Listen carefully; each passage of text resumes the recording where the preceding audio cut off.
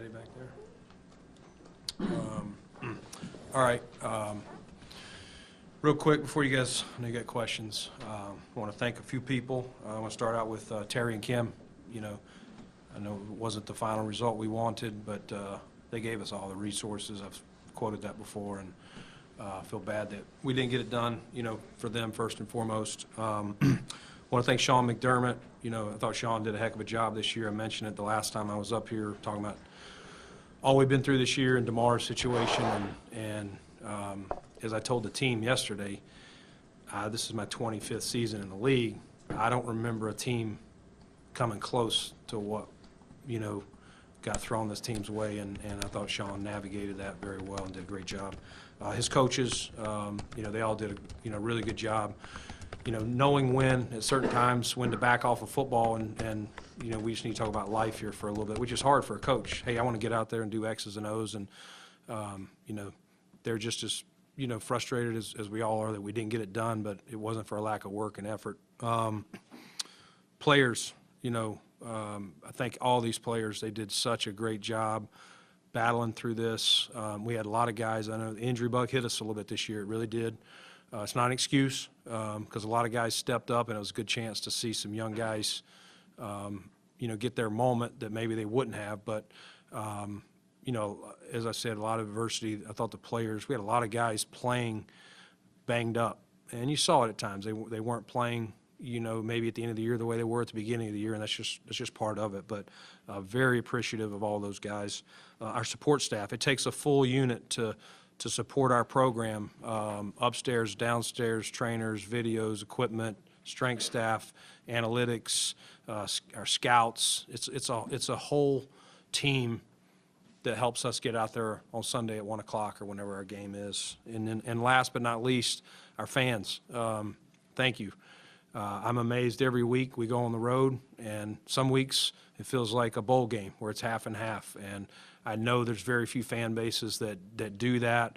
You know, we had the game here that we wanted. We talked about when we get in here getting home playoff games, and you know, fortunately we hadn't lost one till, you know, Sunday night, but you know, we didn't get it done there, and I'm sorry about that. But that is still the goal. You know, as I talked to the team yesterday before they left, is, you know, we did a lot of good things, winning 13 games, 3 divisions in a row. It starts with that. We just gotta finish when it's at home. So again, thank you to our fans, and with that, I'll turn it over to you guys. Brandon, after the 13 seconds debacle, as you call it, there was still a sense that this team was going to catapult forward from that. And there was a team on the rise, and you had a really nice year. But after what happened Sunday, does it feel like you've taken a step back? Like this loss feels way different than where you were going after last year's loss? Well, I think it's how you look at it, Sal. I mean, that loss, you looked at it as, you know, people put it on a coin toss and some other things. It's, you know, there was a lot of things we could have done in that game well before 13 seconds to win that game. Unfortunately, that's what gets remembered as two things: that 13 seconds, which got it to overtime, and then the coin toss, and that we were part of this rule change.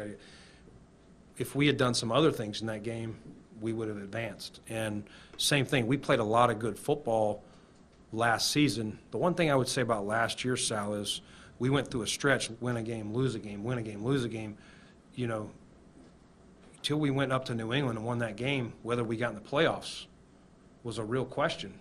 And that game catapulted our team. It was something that got us going, and we got hot. And that's the key. You got to win enough games to put yourself in position to make a run, but you got to be playing your best football when you're going to run into a good team that we did the other day.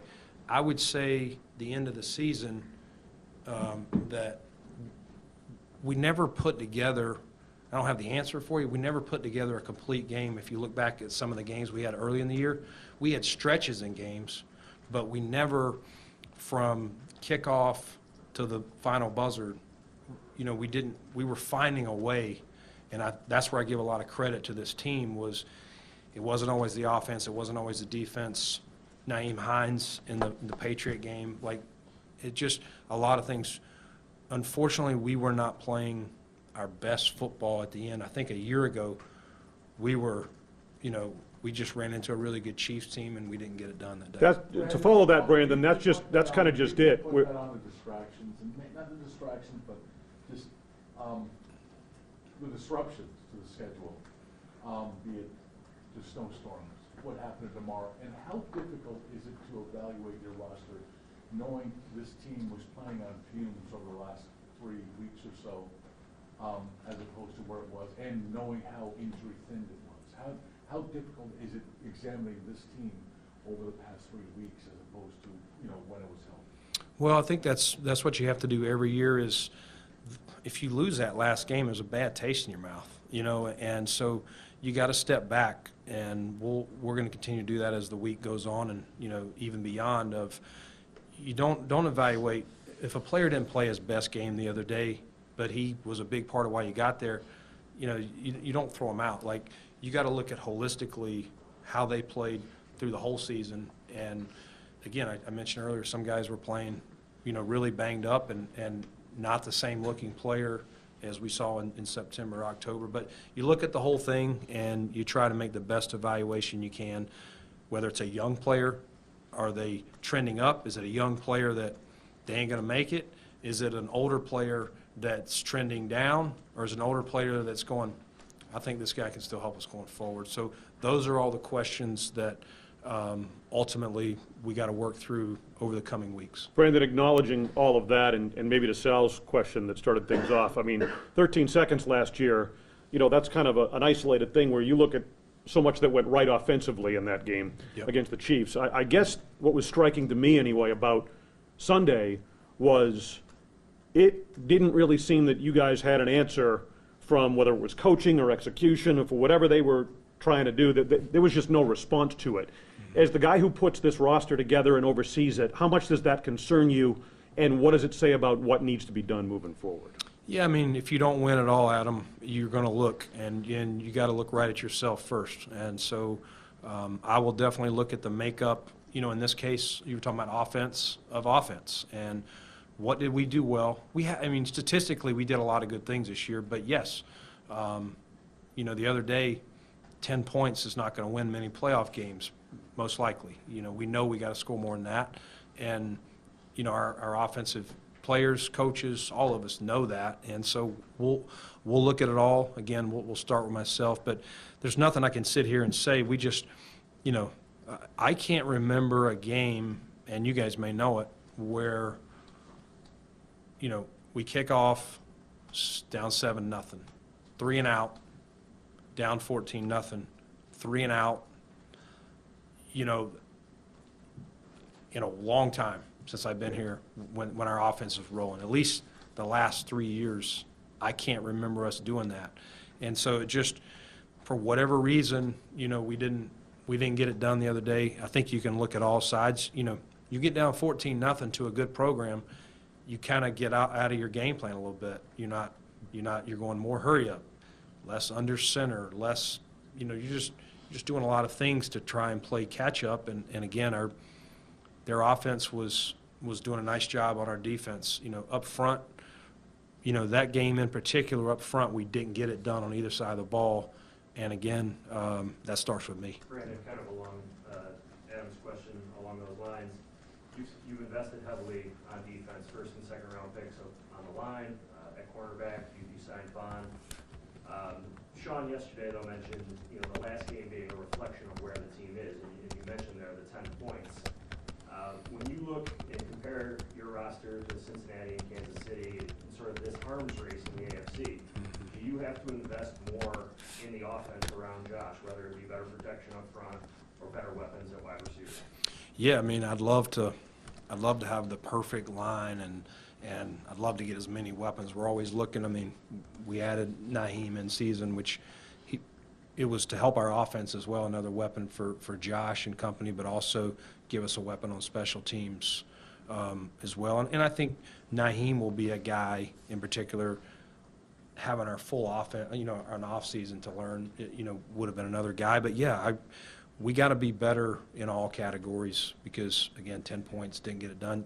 You don't want to throw out everything we did this season. Again, we did a lot of good things statistically, and a lot of them were very similar to the previous year, just looking at a 2-year look at it. There was a lot of things. Unfortunately, we all have a bad taste of the last thing we remember is what happened the other day, which definitely, didn't get the job done. So, I would love to, if it was college, I'd love to get as many 5 stars as we can. It's just, it's the cap, it's the draft. We'll have to work through that and, what can we get? What pieces can we add? We'll lose free agents on both sides of the ball. Like, that's just the reality. We'll see which ones we can get back, but we'll try and do our best. We know, again, we have to win our division, and then you're right, those 2 teams, we were probably talking about the Chiefs other than our division the last couple of years at this end of season, but I think you have to throw Cincinnati in there now that back-to-back year, they're also in the AFC Championship. Right along the lines of that. For you to watch your team down 14-0 and lack the explosiveness to get back in the game, what do you think it is? Is it the lack of creativity or? Yeah, you never want to see your team down. I mean, I'm an optimist. So we were down, I think, 17-0 in Baltimore, and we found a way to come back in bad weather. And so, I'm an optimist that we're going to get it turned around, but we didn't, and we got to own it. And again, that's all part of what we'll look at going forward. Brandon, going back to the offense, do you think that you guys got enough out of your wide receivers this year? And do you think that Josh had enough weapons or the right weapons around him in the passing game this year? Yeah, I mean, I think at different times, guys did a lot of different good things for us. I mean, we started out, pretty good. I know we ran up some points the first few weeks, other than that Miami game, in the heat. But I think through, and I don't remember our schedule, but I think our offense was really playing well through the bye. And I don't remember if we were 4-1 or 5-1 whenever that bye fell. For whatever reason, I think the second half of the season, I don't know if some of it was started with, Josh getting his arm hurt. I'm not saying it did. I'm just saying various things happened. That was when some more of the adversity hit, when we played 7 home games and 9.5 road games. One was called early. It's just, that's part of what we got to look at is, and I think we got a lot of good players, but it didn't all play out every week the way it kind of started early in the season, Heather. Brandon, you've got the Bengals who are going back to the AFC Championship game for a second year in a row, Kansas City 5 straight years. How do you touched on it a little bit there, but how do you close that gap and quote-unquote catch those 2 teams? Well, I mean, you're not playing like series like you do in baseball. So I don't feel, we played Kansas City very well. We beat them at their place. Hopefully one of these years we'll get them here. But we've played them, in 2021. We beat them there. In 2020 they beat us. 2021 playoffs we lose. That was a back-and-forth game we've talked about. This year we go in there and beat them. I think it's been a fairly even matchup for the most part. And this is the first time we've played Cincinnati. And so, we'll continue to look at them. But they have a good team. You got to give them a lot of credit. They were in the Super Bowl last year. So, it's not like this was a team that, well, how did they beat you? They went into Tennessee, who was the 1 seed last year, and won. They went into Arrowhead the week after we lost to them and beat them in overtime. And they were winning the Super Bowl until the very last drive. So you could argue they were as good as any team in football last year. And then, Joe Burrow had an appendectomy to start the year. They lost their first 2 games. But I don't know if anybody's, maybe San Fran, but I don't know if anybody's been hotter than that team. So we knew that was going to be a real test. And again, that's why right now Cincinnati and Kansas City are the cream of the crop in the AFC, and we know we got to pay attention to them. Brandon, we talked about follow-up. Do you feel like the gap is minimal between you and those 2 teams? I don't know. I don't want to sit here and say they're both good teams, but we won 13 games. I think we have a good team. We didn't show it the other night, the team we are, but I think we beat a lot of good programs this year, and we lost 3 games by 8 points. You know, listen, I'm gonna own all the things that we can do better, no doubt. But our teams haven't, you don't see us, I'm gonna call that a blowout the other night, whether it was or it wasn't, 17 points. Indianapolis here, a year ago, they put it to us. But how many, like, we haven't, like, nobody's really run us out of the gym very often. But they played a very good game, and we, you know, we didn't have it the other night. But you got to be careful about saying off of one game. You know, it's been like that Indianapolis game in season that we just said, hey, we stink, play all the young guys, kick the other guys to the curb. You know, if this wasn't the tournament, if this had been the Cincinnati game in the regular season that we didn't get to finish, and that was the outcome, we would have come back here and said, man, we just got kicked in the teeth. Let's look at it. What happened?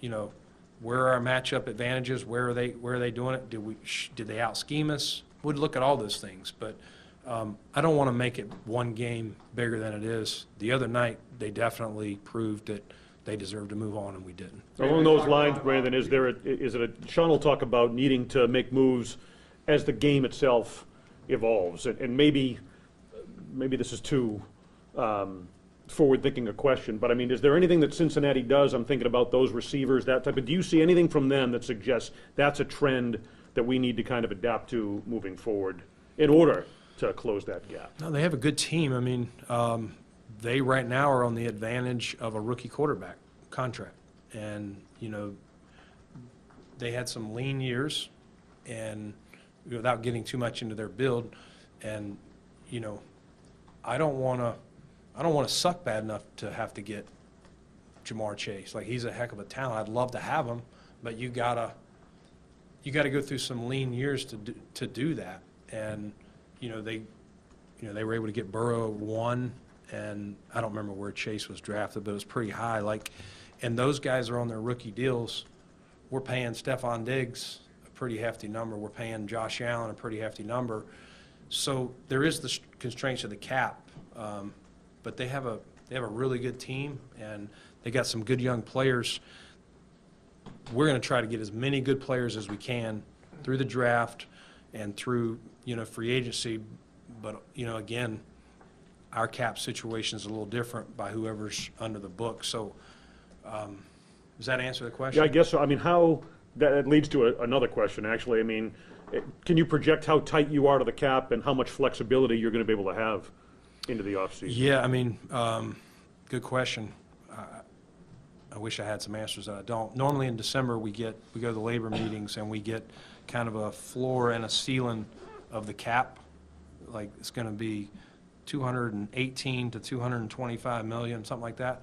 We don't have that at this point. They were basically waiting on that Sunday ticket deal with YouTube TV and maybe something else. Yeah.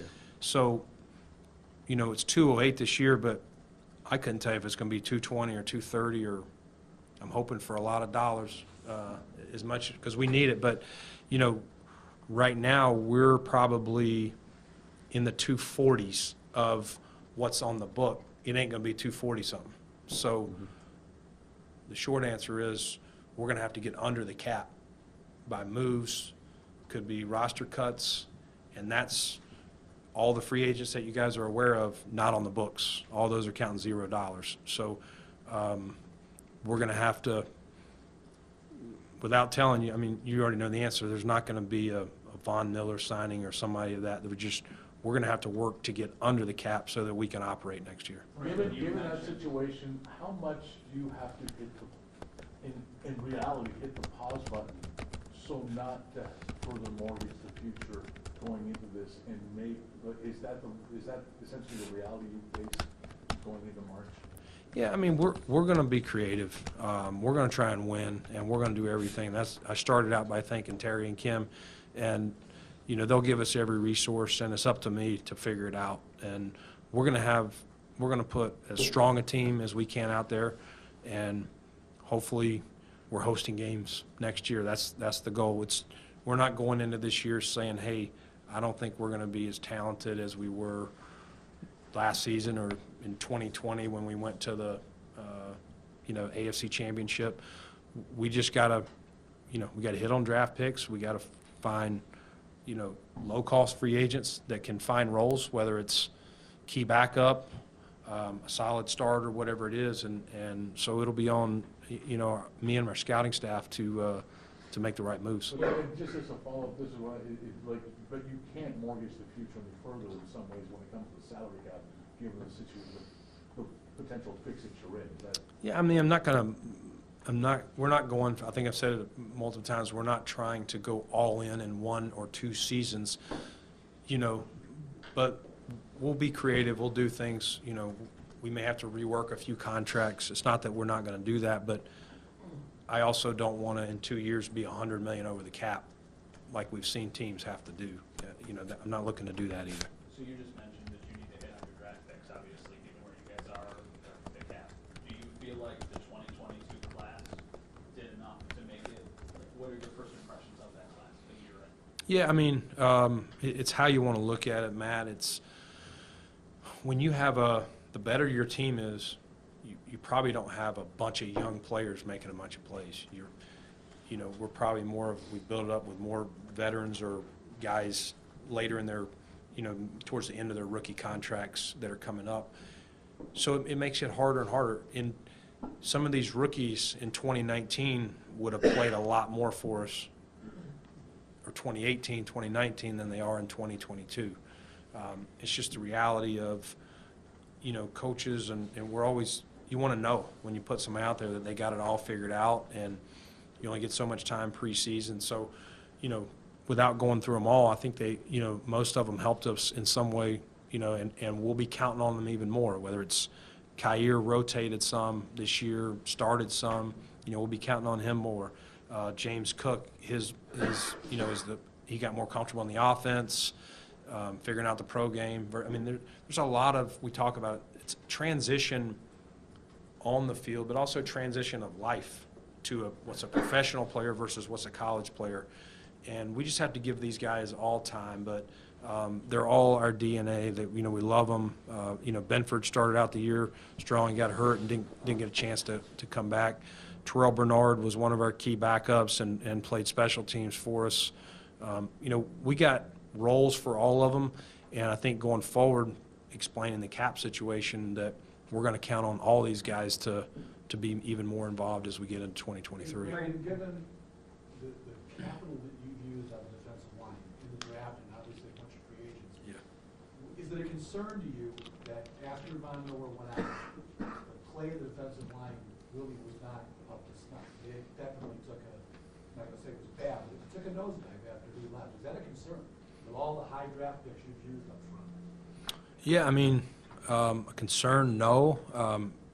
It was definitely, you don't have a replacement in the cabinet for Von Miller, and our D-line was really playing well with Von out there. He allows more guys to be singled up, and so, yeah, I think we suffered some injuries. Jordan Phillips, played well in the preseason for us. Had good years here before he left Arizona. Pulls his hammy in the Tennessee game. Was working his way back, and then the first New England game does his rotator cuff. I think we got beat up a little bit too in some of those areas. Rousseau had the high ankle. Greg was still, without making crazy excuses for him, I think pre-high ankle he probably played better and felt more like himself than he did after that. We went through some, multiple calf injuries there. We just, I think there's a lot of reasons, but, we're going to count on a lot of these guys to come back, and including Vaughn. And I said it earlier, we want to be strong up front.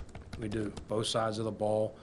If we think there's players, whether it's draft, free agency, whatever it is, that are better than what we got up front, then we'll definitely not hesitate to add there. Brandon, when you've done a lot of drafting, developing, and then signing players, but they don't always move in a linear way where it's up every year. I'm thinking of a guy like Gabe Davis, who you drafted.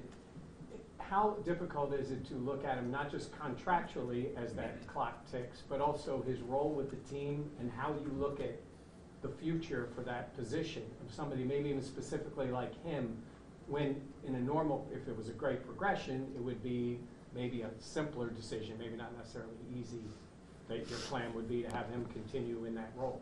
Yeah, I mean, Gabe was in a full-time starter role this year, whereas in previous years he was #1 sub or part-time starter. And so, you know, I think Gabe did some good things this year. I know people focused on some drops that he had, you know, but, you know, Gabe's still a young player, still did a lot of good things, still made a lot of plays for us.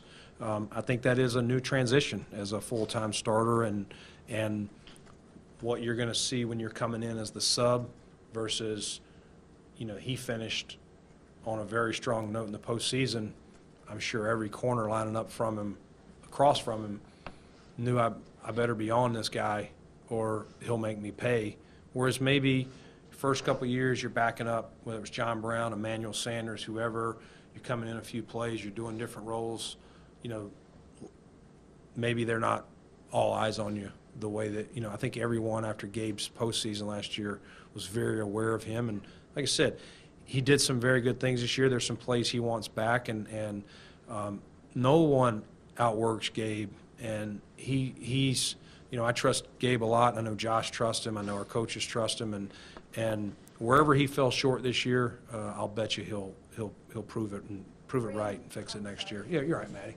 Brandon, we heard yesterday from Sean McDermott, and he said that the next few days you guys are going to be evaluating your own roster and then also starting to put proper value on positions as we move forward. Can you explain how the value of certain positions may change as the NFL continuously evolves? Yeah, I mean, it starts with quarterback, and that's never going to change. But I think, you know, you may ask one team and they may say a corner is just as valuable as a pass rusher. You may ask another team and they may say that, you know, they want a safety in their system is more important than their middle linebacker. Like, so we have our own priorities of how we do our offense, how we do our defense, what's most important. And we'll talk about that, like where our strong points are, and then where of these positions of highest value, where are we weakest, where are we getting exposed, and that's an every year, you know, kind of question, Maddie. Does that make sense? Brandon, you get 21 unrestricted guys who take all afternoon to talk about all of them, but Jordan and Tremaine in particular, the amount of football they've played, what they've meant to this defense. I mean, you seem to be in a kind of a tough spot here with both of them. What are your thoughts on their seasons and how you address each of their individual situations? Yeah, I mean, two guys that are true Buffalo Bills. Can't say enough of great things about them. I'll start with Jordan. Jordan was in the first year here helping us go through the ups and downs, and that first playoff run, and him and Micah, it's hard to think of one without the other, but you know, Jordan had some unfortunate luck this year starting in training camp where he got hurt, and then you know, just one thing after another. You know, and the guy, you know, took a bus or we rented one of those vans or whatever to get him to Kansas City.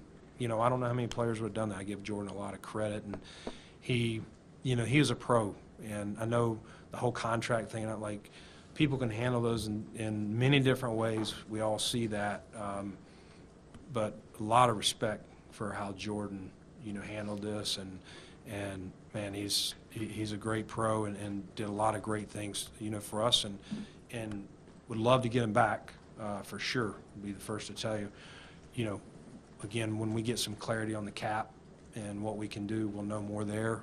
Tremaine, you know, we talked about it earlier, you know, draft, develop, re-sign. Like, where that guy has gone is he's been amazing to watch his growth from a 19-year-old. I mean, it's not like he's 29. You know, this kid's, he's still a kid. He's a young man, but, you know, very proud of who he is. And you can just see his maturation. Like, used to Tremaine, you guys feel him, he's a little as big as he is. He's so nice. And, like, you know, you saw some anger, like fussing at guys. Hey, you know, get your in gear. And, like, just the growth and him being comfortable in his skin to call out another player, whether it's a young guy or a vet. So he's a big part of our success as well, coming in with Josh that year. And, you know, like Poyer and many of these other guys, would love to keep them all, and we'll do our best. Would you consider? Can you realistically keep them? I got no idea. I don't even know what the cap's going to be, John. Brandon, would you consider the franchise tag on Tremaine? I would say especially with his age, but would you consider using that if you have to?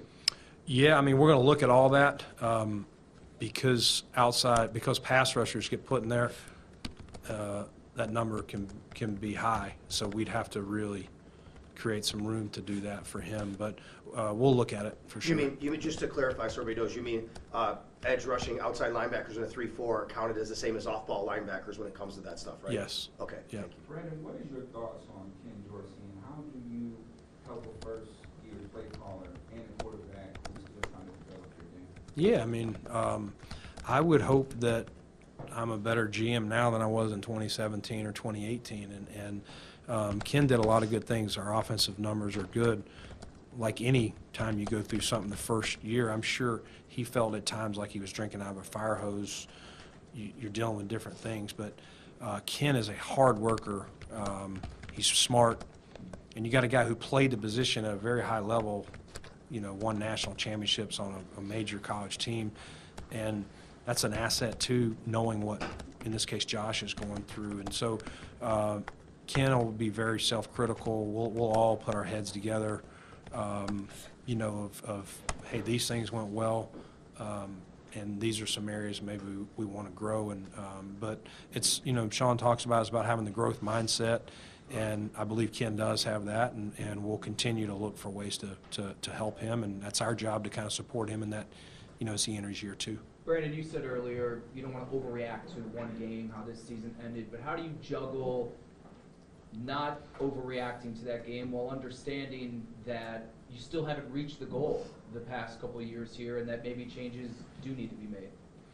Yeah, I mean, you know, John, it's really, you know, we've done a lot of good things, and you have to be playing your best football at this time of year. And again, this year we weren't,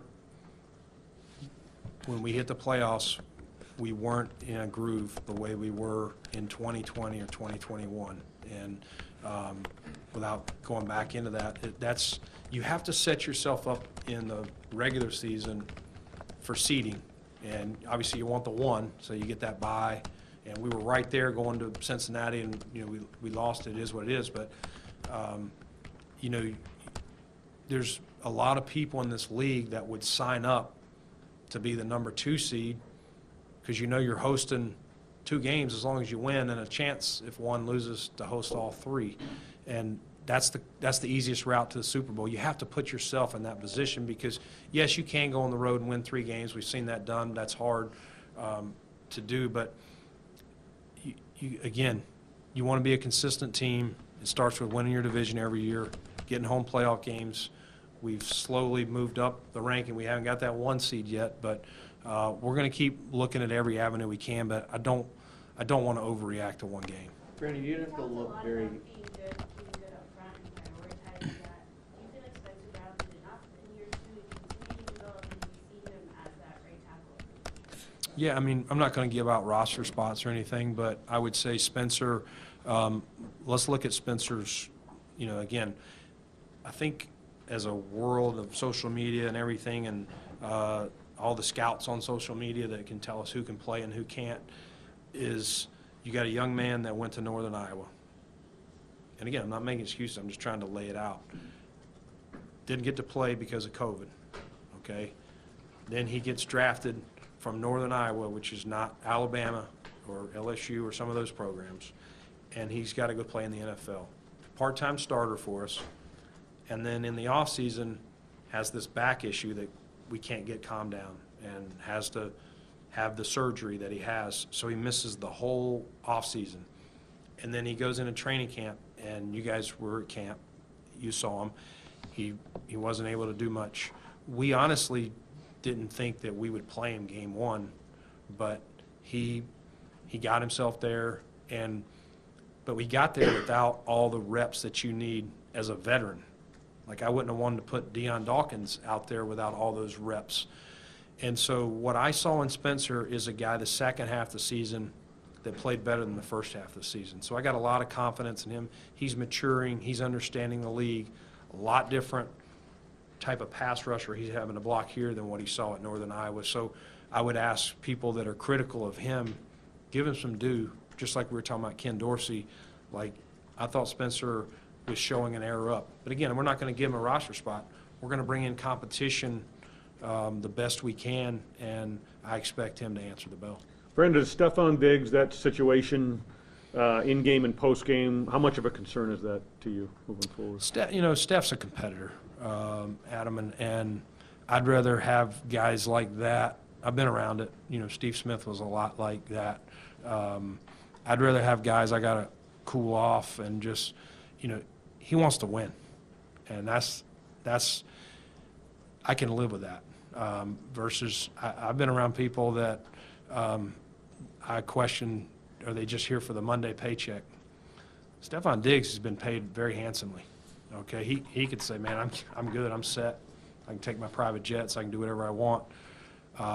He wants to win, and so he wears his emotions on his sleeve. But that's what makes him really, really good.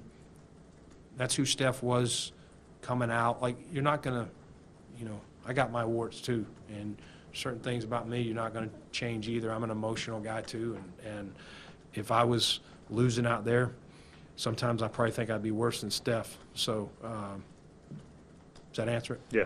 Brandon, about a year ago, you were talking about this time, you were talking about not to expect any big splashes in free agency, and then 2 months later we know what happened. Today you said don't expect a Von Miller signing. How much more firm do you think that might be, or is there a possibility for yet another surprise given your No, Von's that ticket for this year too, because we still got to pay him. And so when we made that move, that was all right, here's your big ticket expense. It wasn't a one-year deal type. If it was a one-year deal with Von, maybe. But that's kind of our, pass rusher big ticket. So no, I don't expect that. Brandon, we talked about. I know it's outside perceptions, but you came in this year as a Super Bowl favorite for a lot of people. That's likely not the case next year. Is there any benefit to maybe getting back to being a feeling of an underdog again, even though it's not that far back, but it's different now than maybe it was coming into this year, maybe for the entire organization? Yeah, I don't know. I mean, whether we're the underdog or, I think Sean does a good job of just control what you can control. You can't control what the narrative is out there. You can't listen to it, whether it's somebody bashing you or whether it's somebody telling you how great you are. Usually the truth's somewhere in the middle. And we just have to, it's really about in these walls, who we are, what our message is, what we're doing, and how we work. And this will be a new team, Mike, and it'll every team is a new team, and that's what's hard about this, because you love and respect. I'll never forget this team and what they all went through. That's the hard part of just an abrupt ending like this, is it's going to change because it's a business. But ultimately, next year's team, I hope people are saying good things about it.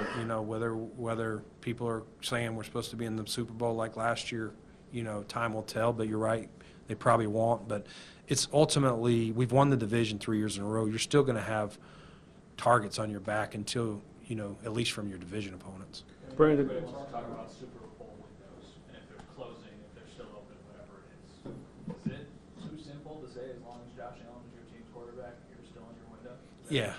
Yeah, I mean, we're going to try. We have plans to try and win every season, okay?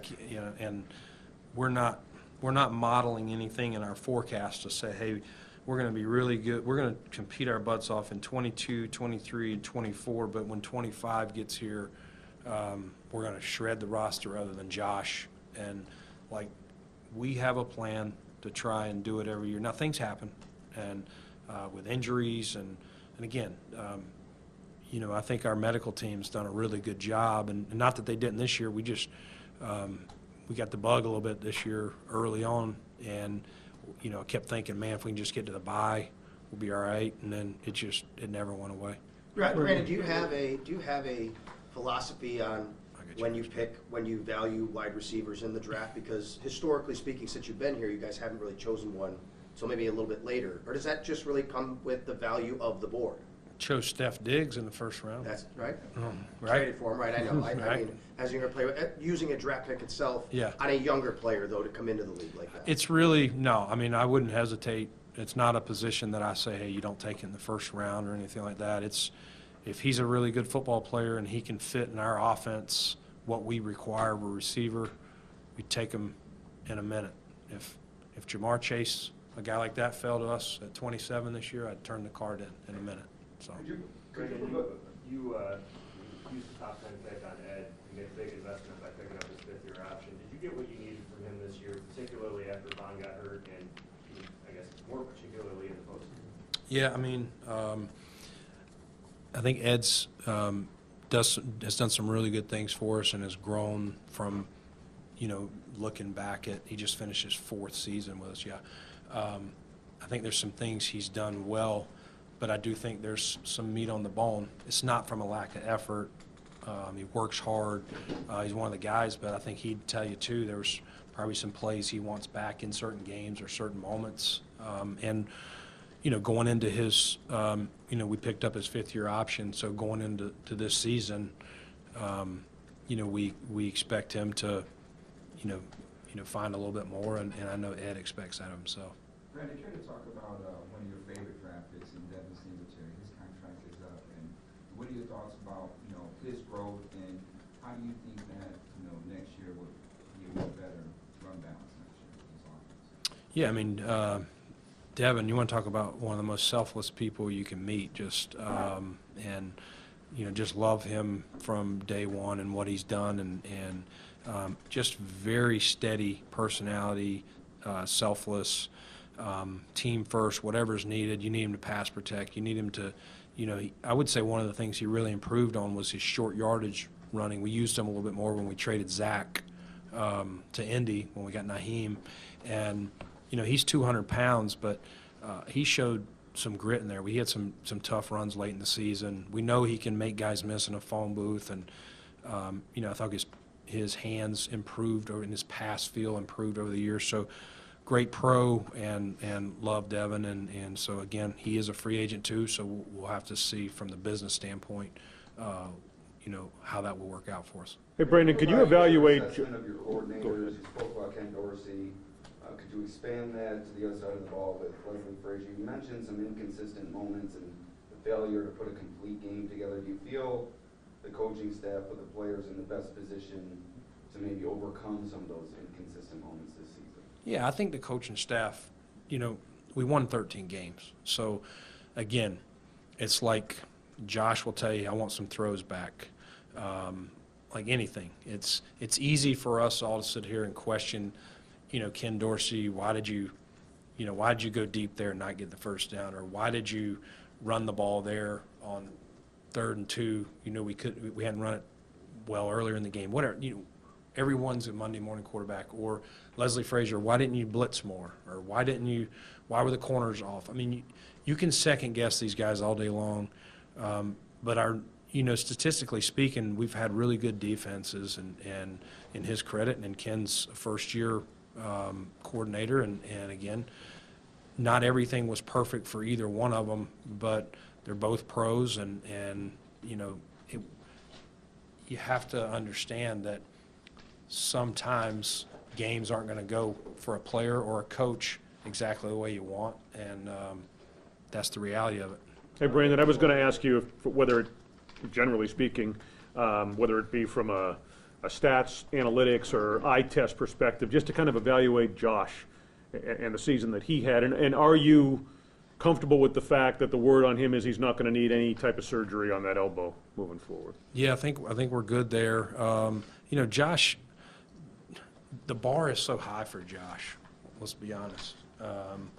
And so, you know, if he doesn't play an elite game, then people say he should have done better. And you know, I would say there's probably some turnovers that he would tell you, nah, I can't put the ball in harm's way, but we also see those plays that he makes, no, oh, what a play. And so you have to live with that a little bit. I mean, he's just such a unique player that if you're going to, pat him on the butt for the wow play, you got to overlook that sometimes just trying to make a play, he's going to throw back across traffic. I think Josh has continued to grow his leadership this year. I think took another, another turn up. And I think you saw that through some of the adversity that we dealt with. And, I know when we were in the thing that stood out to me was when we were in the locker room dealing with DeMar situation in Cincinnati, that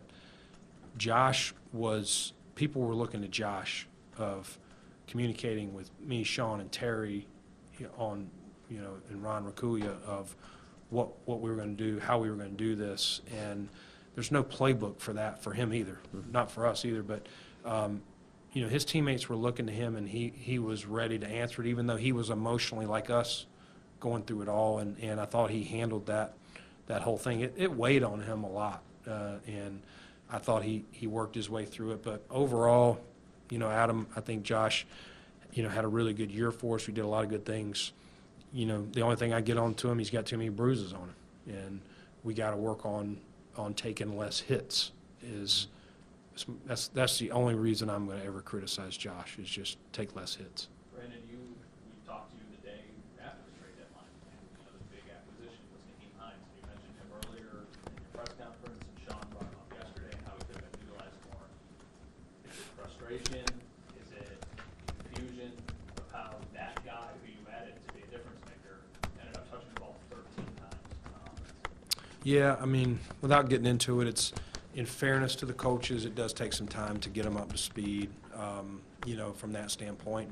And it's hard to, I think it will be easier in an offseason to get them the whole playbook, get the feel. You kind of install a lot more things than you do in season. Yeah, I mean, in a perfect world, would have loved to get him more touches, and hopefully that will happen next season. Did Cole give you what you thought you would be getting when you brought him back? He said yesterday that he would like to keep playing potentially here if it was works for both sides. What did you think about what you got? Yeah, I thought Cole came in, and it took him a little time. He played that 2 weeks in Tampa, but he was really just sounds like playing basketball and throwing with, just a buddy or somebody. So he wasn't in like football shape, the speed of the game, and I think he'd be the first to tell you. So it took him some time. Part of the reason we had him on the practice squad, just get yourself going. But I thought the last couple of weeks you started seeing, in those 2 postseason games, really, you started seeing the Cole who was here before. This offense is similar, but it's not exactly the same. So there was a little bit of nuance there from that standpoint of some of the route combinations versus exactly what he left when Daves was here. What are some of the bright spots you notice about this team that keeps you excited for the next season process?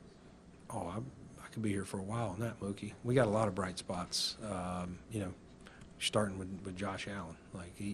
It's a quarterback league, and we got one of the better ones in the league, and he's just going to continue to get better because he's going to see more and go through it. But we got a lot of players all over the board, without going through them.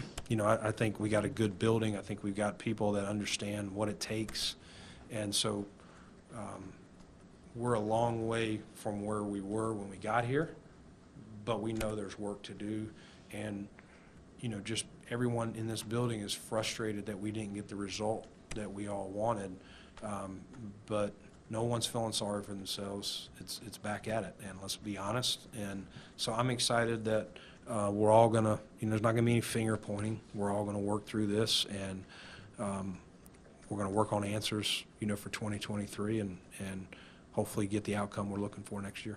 Brandon, you mentioned last year how Josh taking less hits, and always that's kind of part of his play, is he's going to take those hits. But what as a team, or can Josh do so that next year we're not sitting here being like, he's got all these bruises, he needs to take less hits? What does this team need to do to limit those hits on him? Yeah, I think it's twofold. You know, Josh is his own worst. I mean, he's just such a competitor. He gets out there and he's, you know, he thinks he's a linebacker sometimes. Again, we talked about Steph. You don't want to take that out of Josh. You know, and a few runs here or there. It's just knowing when to get down, when to get out of bounds. And I thought last season he actually made his biggest jump with taking less hits. I think this year there were some times in some games where he felt, for whatever reason, maybe we weren't rolling, you know, the way we wanted to in the passing game, and he's like, I'm going to put it in my hands. Like, you know, he trusts himself, and so we just got to, he's got to trust our playmakers, and then our playmakers have to make plays. You know, I think if they're doing that and he's doing his part, then hopefully he feels less obligation that he's got to tuck it and run it. Brandon, at the time that Vaughn had his surgery, I think your quote was, we expect him for most of 2023. And it's so hard to gauge with ACLs, and players respond differently in rehab and all of that. What is your expectation for Von Miller in terms of when he comes back and relative to like when Trey did, for example, looking ahead as you make your plans? Yeah, I think Vaughn's in a good spot. I think he's doing well. I expect him, I'm going to say the same thing. I expect him for a good portion of 2020. I'm not ruling out all of 2023, but I don't want to say that either. I think it's too early. I think I was asking Nate, he's 7 weeks. It's crazy how time flies, but that was 7 weeks ago that he had that surgery.